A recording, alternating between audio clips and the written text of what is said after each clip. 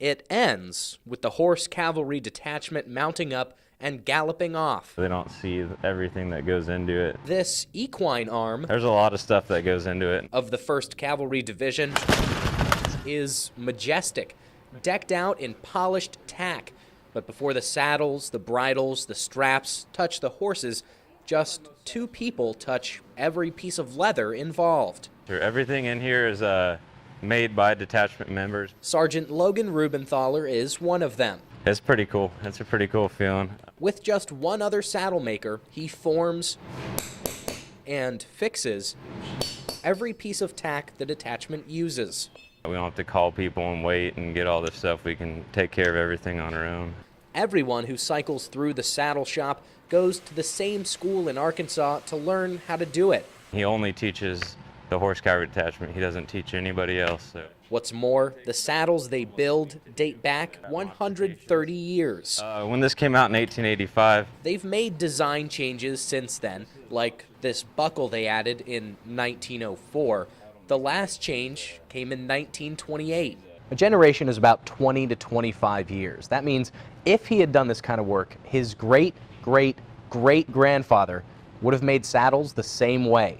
There's not a whole lot of old cavalry saddle makers out there nowadays. It's all to keep the horse cavalry detachment looking crisp and professional, and to keep the tradition alive and well. Not many people get to do this ever in their life. And it all starts with a piece of leather.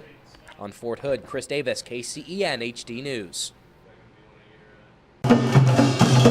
The sights and sounds of a vibrant country.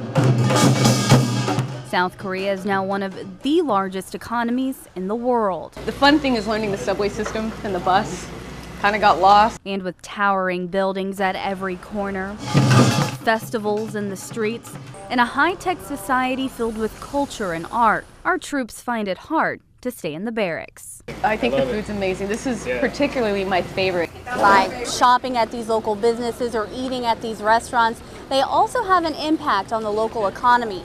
U.S. soldiers affect Dongdaechon's economy about 10% of its total income. And that's just for the city of Dongdaechon, and just one way they're giving back to communities. U.S. soldiers participating in various programs, especially family and soldiers, they tour once a month and they teach English in the volunteer center. So we have a great partnership between us and the U.S. soldiers. I've been involved with the BOSS program since I've got here in April.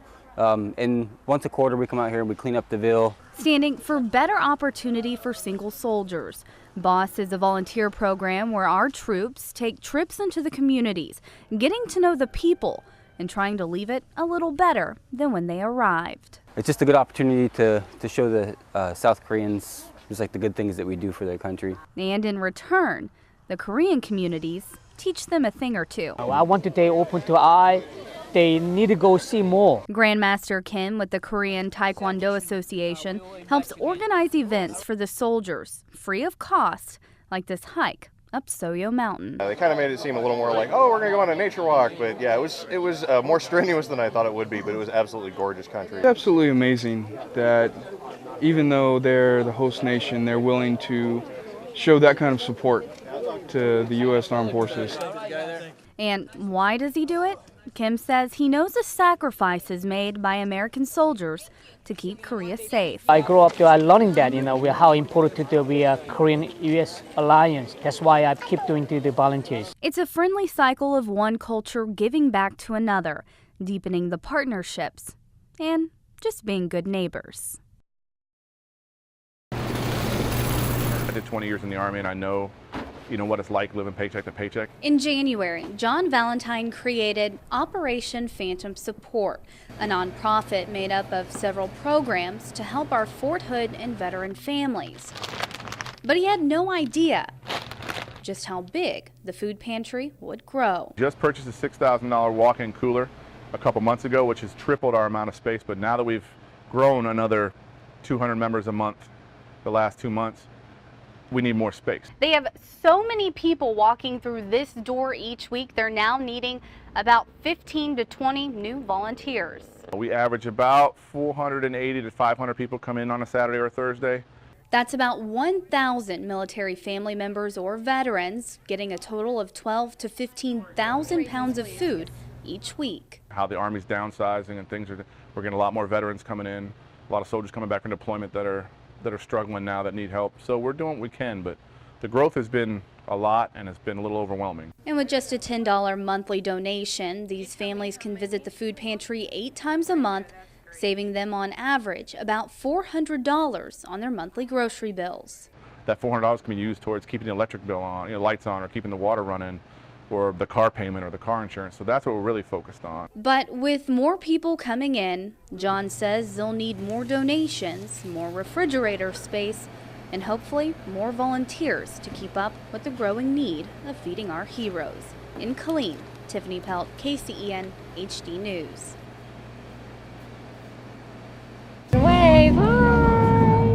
Braving the heat. You hot, buddy? Navy veteran Jeffrey Shelves brings his family to the Belton Parade every year. Yeah, I don't think we've missed a year yet. It's a fourth family tradition, among other things.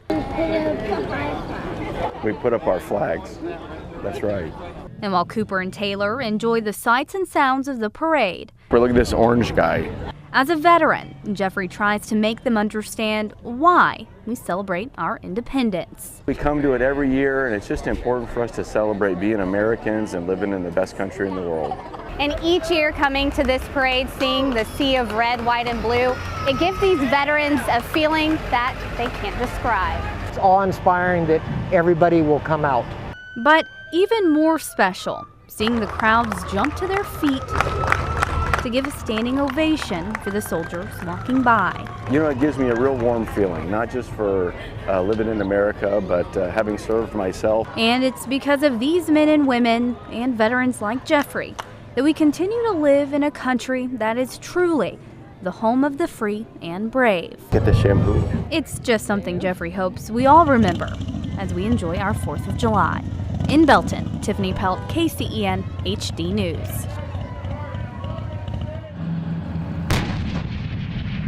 As a battalion got alerted that, we were going to go begin to help our sister brigade out in Mississippi.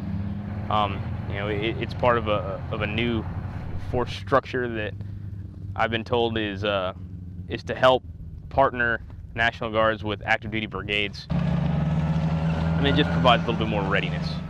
Tendency as commanders to fixate on certain things. And it's nice to get an outside perspective coming in and saying, hey, these are some other things that we're seeing. It combines different perspectives on training. Them coming in, looking at us looking at them. And if we ever have to deploy somewhere, we already have that partnership, that link, that networking capability.